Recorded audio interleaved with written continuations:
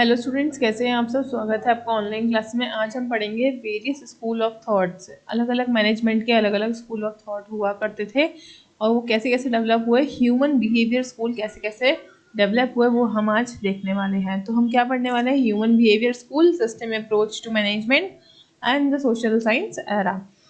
अब देखते हैं मैनेजमेंट। मैनेजमेंट का मतलब है अ डेवलपिंग साइंस। मैनेजमेंट का मतलब होता है a developing science. It has not and can not remain constant, कभी भी कॉन्स्टेंट नहीं रहता है।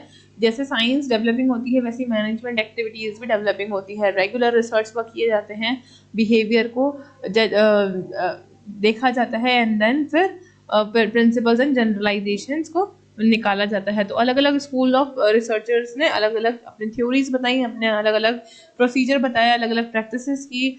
सब ने अपने अपने तरीके से रिसर्च करी एंड देन कंक्लूजन्स ड्रॉ करें।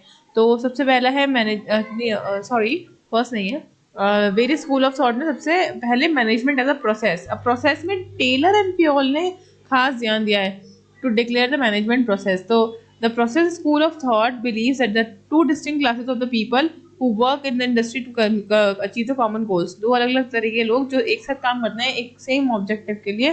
पहला तो है मैनेजमेंट और दूसरा है एंड टू द मैनेज्ड, जो मैनेज कर रहा है वो। ठीक है, तो the job of the one is different than other. दोनों की जॉब अपने अपने अलग अलग है, दोनों के काम अपने अलग अलग हैं। दोनों की जॉब को एनालाइज करना चाहिए और फिर डिजायर्ड रिजल्ट निकालना चाहिए। तो स्कूल ऑफ थॉट अलग अलग बनाए गए इसके लिए। फिर दूसरा है management as an experience. Experience के बेसिस पे experience or empirical concept of the management crept into the management thought। empirical school of thought, जो empirical school of thoughts था उसने क्या करा, obviously derives its strength from the problem faced by those who were followed as a set principles enumerated by the management। जो set principles पे काम करते थे उनको evaluate करने का, उनको जज करने का, उनको अलग अलग situation दी मैनेजमेंट की कि इस पे काम करो और सेम सेट ऑफ प्रिंसिपल्स उन पे अप्लाई करें और फिर प्रिंसिपल्स अप्लाई करने के बाद जनरलाइजेशंस को ड्रॉ करा, अलग अलग केस स्टडीज बनाई और उसके ऊपर रिसर्च की गई। ये वाला स्कूल ऑफ थॉट क्या बिलीव करता था? Presidents are the best teachers. जो हमारा हो चुका है काम, जो हम कर चुके हैं, वो सारा पुराना काम जो है वो हमारे बेस्ट टीचर होते हैं। अब हमारा experience. Management is a human behaviour. अब ह्यूमन बिहेवियर का कैसे है, तो स्कूल ये वाला स्कूल पॉपुलरली नाम रखा गया इसका ह्यूमन बिहेवियर स्कूल के नाम से, जहाँ पे ह्यूमन बिहेवियर को स्टडी किया गया कि ये अलग नहीं है। Human being is can not be separated from management, क्योंकि मैनेजमेंट करने वाले कौन है? ह्यूमन बीइंग ही है। तो वो उनको मोटिवेशन की ज़रूरत होती है, कम्युनिकेशन, लीडरशिप, ट्रेनिंग और अलग अलग तरीक़ों की बहुत ज़रूरत होती है, जहाँ पर इन चीज़ों पे वर्क करने के बाद मैनेजर्स अपना काम अच्छे से करते हैं। तो फिर है socialization of management. Socialization of management means is a slogan which human behavior school has given to the science of management। क्या ये स्लोगन दिया सोशलाइजेशन ऑफ मैनेजमेंट। अब सोशलाइजेशन का मतलब है सोशल वर्क, राइट। तो इसमें बिहेवियर साइंस की बात की गई है इस वाली चीज़ में कि लोगों का बिहेवियर कैसा है, लोगों का रिलेशन कैसा है। जब वो लोग दो लोग काम पे जाते हैं तो वो दोनों काम कैसे करते हैं, आपस में उन दोनों का रिलेशन कैसा मेंटेन हो रहा है, डेकोरम क्या चल रहा है किसी भी वर्क प्लेस पे, वो स्टडी करी इसने बिहेवियरल साइंस ने। अब देखते हैं मेन फीचर्स उसके। Main features of the study of this school is your organizational behaviour, interaction of the people with the organization. The main content of the school confines to the existing and newly developed methods and techniques of the relevant social sciences। अब इसमें interpersonal relation पे ज़्यादा ध्यान दिया गया है।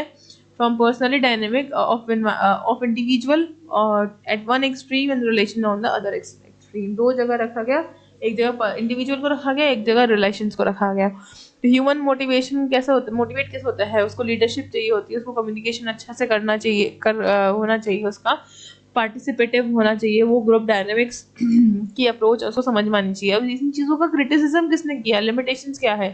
Coons एक था ऑथर, उसने ऑब्जर्व किया कि perhaps it is like calling the study of the human body the field of the cardiology. अब इसको उसने बोला कि ये फील्ड ऑफ कार्डियोलॉग लग रहा है कि आपने ह्यूमन बॉडी को कंट्रोल करने की कोशिश की है, जो कि नहीं, पॉसिबल नहीं है। आपने ह्यूमन को कंट्रोल करने का सोचा, जो कि that is not possible। Criticism is that the human relations approach overlooked the influence worker union and other environmental macro factors, बड़े बड़े फैक्टर्स को इग्नोर करा गया है इसमें। फिर बोल रहा है कि ह्यूमन रिसोर्स फिलोसफी को भी इसने रिप्लेस कर दिया, जो कि सही नहीं है ह्यूमन रिलेशन से। Next is your finally, it has been argued that if the study of management was confined to the human relation, it would be unduly restricting to the scope of sciences. तो अगर आप human behavior को अगर आप relate करना चाह रहे हैं साइंस से, तो that is not possible। आप किसी के human body को, like cardiology, the study of the human body, अब इस कार्डियोलॉजिस्ट जैसे स्टडी करते हैं ह्यूमन बॉडी में, वैसे ही इन्होंने स्टडी करने की कोशिश की और मोशन को, मूवमेंट को और इन सबको कंट्रोल करने की कोशिश की बेटर परफॉर्मेंस के लिए, जो कि आप ज़्यादा टाइम तक नहीं कर सकते किसी भी इंसान के साथ। सोशल साइंस एरा में क्या बोला, social scientist and organizational theories are the opinion that best results can be obtain by building theories of the management and organization based on the finding of behavioral science such as psychology, sociology, psychiatry, economics, इन सब चीज़ों में ज़रूरत होती है। इन सब चीज़ों पे स्टडी हुई सोशल साइंस एरा में। कल्चरल एंथ्रोपोलॉजी एंड फिजियोलॉजी में भी स्टडी हुई। तो behavioural scientist conduct research to answer the question why a person or a group of persons behave or act in a particular manner. हर एक person, हर एक जना, हर एक ग्रुप एक पर्टिकुलर तरीके से रिएक्ट कर रहा है, तो उसके पीछे की वजह क्या है। तो जो लोग रिएक्ट कर रहे हैं उसके पीछे क्या वजह है वो जानने की कोशिश करी। The principle evolve by them are supported by empirical research. अब ये वाला प्रिंसिपल एम्पेरिकल रिसर्च से सपोर्टेड है। This era is marked by the development of the human behavior schools and the social science school. Social science school और behavior school से भी ये थोड़ा थोड़ा रिलेटेड है और थोड़ा रिलेटेड थोड़ा अनरिलेटेड है। Behavioural era and the human relations, इन दोनों पे इन दोनों के को मिला के कन्फ्यूजन ड्रॉ करे गए। In other words this period is characterised by the processes of the refinement, extension and synthesis of the management through in the last period. Refinement, extension and the synthesis of management इसमें हुआ है। The management thinkers in this period have been tried to eliminate the exaggeration of the importance of informal relations. अब informal relations को exaggerate करने की कोशिश करी है। जो आपके friendly relations है उन पे ज़्यादा पॉइंट डाला गया है, ज़्यादा फोकस पॉइंट डाला गया है। नेक्स्ट जो management is a technical process that was given up. जो मैनेजमेंट एक टेक्निकल प्रोसेस था जो इन्होंने नहीं समझा।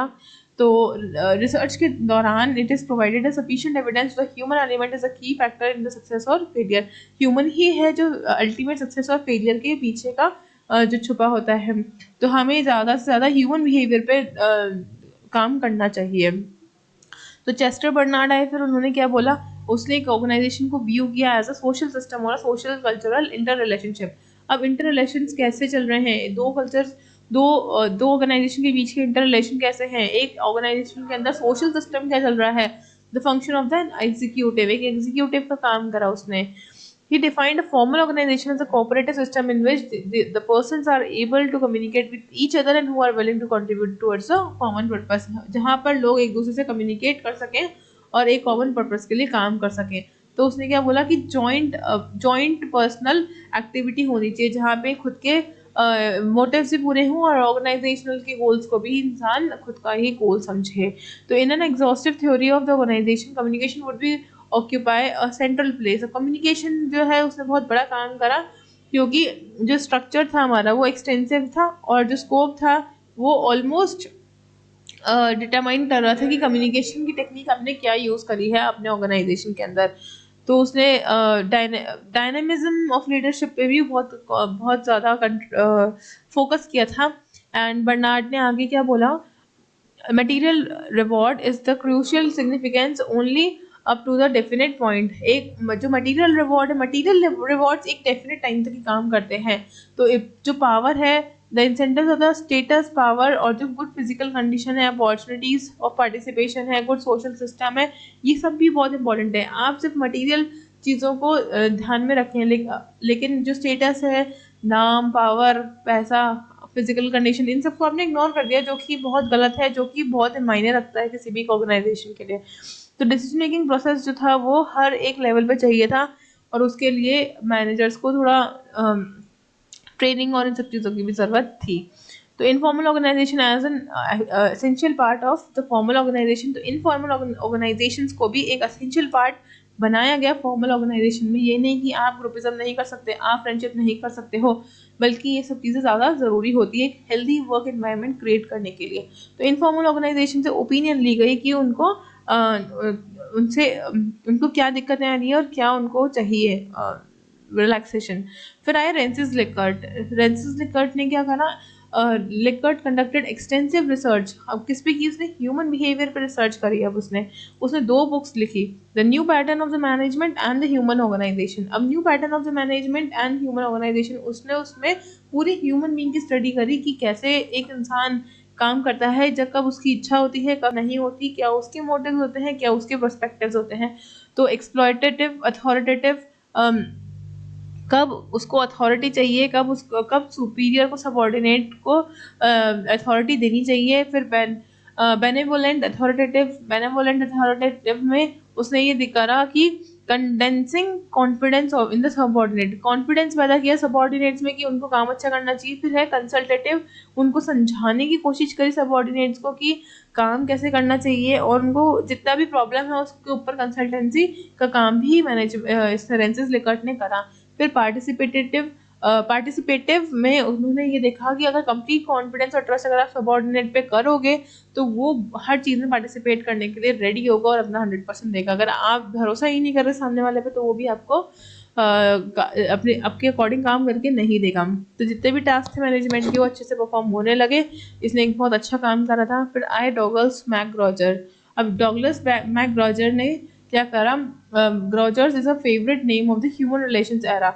अब ये जो नाम है, ये जो इंसान है, ये फेवरेट हुआ करता था उस टाइम का ह्यूमन रिलेशंस एरा का, क्योंकि इसने क्या करा, the human side of enterprise को एक बुक लिखी, ह्यूमन साइड ऑफ एंटरप्राइजेस। उसमें उसने क्या लिखा था, he challenges the conventional management approach which he calls as a theory X. उसने चैलेंज किया थ्योरी एक्स को। थ्योरी एक्स एंड वाई भी हमने देखी थी, तो उसमें उसने थ्योरी एक्स को चैलेंज किया, जहाँ पे हमने देखा था कहाँ मोटिवेशन चाहिए होता है और कहाँ हाइजीन चाहिए होता है। Theory x your motivation hygiene approach, वहाँ पर उसने स्टडी करा।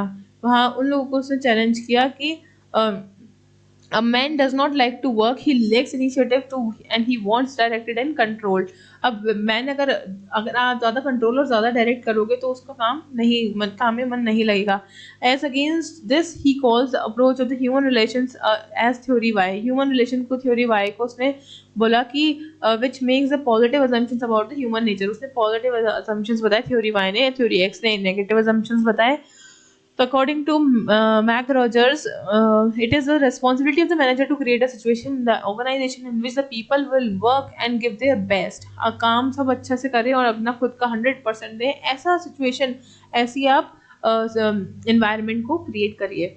फिर आता है क्वांटिटेटिव मैनेजमेंट। अब ये था mathematical school of thought,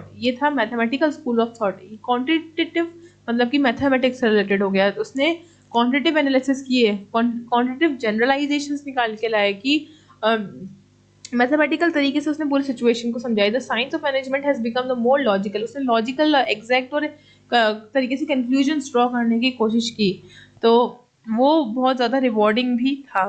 because quantitative management managers are now been recognized as the management of scientist. अब इसकी वजह से मैनेजमेंट ऑफ साइंटिस्ट, मैनेजर्स को मैनेजमेंट ऑफ साइंटिस्ट भी पुकारा गया था।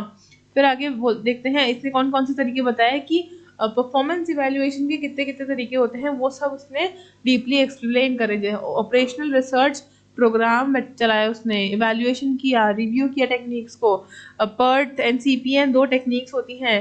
Game theory is also one of technique, linear programming is a technique. ये सब एक सब्जेक्ट में आते हैं प्रैक्टिकल पोर्शन में, जिसमें ये सारी टेक्निक्स का प्रैक्टिकल पोर्शन भी पढ़ाया जाता है। That is the quantitative technique, जो कि बहुत लेटर ईयर्स में आते हैं। तो इन सब चीज़ों को उसने मैथमेटिकल तरीके से बताने की कोशिश करी, जो कि बेस्ट तरीके थे जहाँ पे आप इवैल्यूएशन कर सकते हो, एग्जैक्ट कैलकुलेटिव इवैल्यूएशन कर सकते हो। कंटिजेंसी अप्रोच स्कूल, अब now comes your contingency school. यहाँ पर क्या था, जैसे अप्रोच आप देखते हैं इसमें इंटर रिलेशनशिप बताइए किसकी, एक ऑर्गेनाइजेशन की दूसरी ऑर्गेनाइजेशन के साथ, एक ऑर्गेनाइजेशन सिस्टम की दूसरे ऑर्गेनाइजेशन के सिस्टम के साथ क्या इंटर रिलेशंस होने चाहिए, क्या अप्रोच होनी चाहिए, क्या कॉन्सेप्ट एंड टेक्निक होने चाहिए टू अचीव गोल्स एफिशिएंटली। तो ये सब चीज़ें इसमें लिखी हुई हैं, इस पैराग्राफ में ये सब चीज़ें लिखी हुई हैं। अब यहाँ देखते हैं कौन कौन सी चीज़ें बेनिफिशियल रहती हैं पहला है this approach supports particular design for managerial decision making. एक पर्टिकुलर डिजाइन दिखाता है कि कैसा क्या इंपॉर्टेंट काम है, क्या लीस्ट इंपॉर्टेंट काम है। फिर ये बोल रहा है this approach empirically based incorporates personal opinion. ये पर्सनल ओपिनियन पे भी ध्यान देता है कि एक ऑर्गेनाइजेशन में पर्सनल ओपिनियन कितना मायने रखती है, क्या मॉडल्स होने चाहिए, क्या सिस्टम होने चाहिए, कैसे ऑर्गेनाइजेशन होनी चाहिए, ब्यूरोक्रेसी होनी चाहिए या नहीं होनी चाहिए, नौकरी चाकरी नहीं होनी चाहिए। तो पर्सनल ओपिनियंस भी उसने देने के काम करे हैं। अब नेक्स्ट कमजोर इस अप्रोच में और क्या है, point out the various departments of the single organization. एक ही ऑर्गेनाइजेशन के अलग अलग डिपार्टमेंट में अलग अलग डिजाइन बताए कि कैसे अपने को काम को पूरा सॉर्ट करना चाहिए ऑर्गेनाइजेशनल गोल्स को मीट करने के लिए। एंड देन सेम ऑर्गेनाइजेशन में have the multiple designs as oppose to the strictly bureaucratic system. अब ब्यूरोक्रेटिक मतलब जहाँ नौकर चाकरी होती है वहाँ पर आप कैसा स्ट्रिक्ट सिस्टम अपनाएंगे, जहाँ पे ऐसा स्ट्रक्चर अपनाएंगे जहाँ पे आपको ये फीलिंग ना आए अपने आपके वर्कर को। Then the contingency approach to the organizational management has been evolved as a result of the pioneering researches conducted by the Johann Woodward, James Toffen, Lawrence Lorish। ये सब जितने भी थे इन लोगों ने सबने क्या करा, कंटिजेंसी अप्रोच को रिव्यू करते रहे time to time. Charles Perrow and the research team of the Asian University England, इन लोगों ने सबने क्या करा, रिसर्च कंटिजेंसी अप्रोच को रिव्यू एंड रिजल्ट्स को इवेल्युएट टाइम टू टाइम करते रहे। Essence of the contingency approach is that for the optimum effectiveness of the organization, different environment require different organizational relationship। Effective अगर आपको चाहिए तो अलग अलग ऑर्गेनाइजेशन में अलग अलग रिलेशनशिप को मेंटेन करना जरूरी है। एंड देन हर एम्प्लॉय जो है डिफरेंट सिचुएशन में डिफरेंट तरीके से एक्ट करता है। Everyone does not like the same environment and same work condition. तो हर जने को same environment and same working conditions पसंद नहीं है, सबको अलग अलग रिक्वायरमेंट्स होती है और सबकी अलग अलग चॉइसेस होती है। तो वो समझने की कोशिश की कंटिजेंसी अप्रोच ने। तो ये हमने बहुत सारी अप्रोचेस देखे, बहुत सारे स्कूल ऑफ साइंसेस देखे, बहुत सारे मैनेजमेंट ऑथर्स जो थे उनके रिव्यूज़ देखे हमने। तो ये काफ़ी इंपॉर्टेंट पार्ट होता है सब्जेक्ट का। तो ये अच्छे से पढ़िएगा, नाम लर्न करिएगा ऑथर के, कौन से ऑथर ने कौन से स्कूल ऑफ थॉट दिया है वो लर्न करना सबसे ज़रूरी है, और उनका मेन मुद्दा क्या था स्कूल ऑफ थॉट देने का, मेन मोटिव क्या था, ये 3 चीज़ें आपको ध्यान रखनी है इस क्वेश्चन के अंदर। आई होप आपको ये क्वेश्चन समझ में आ गया होगा। Thank you so much.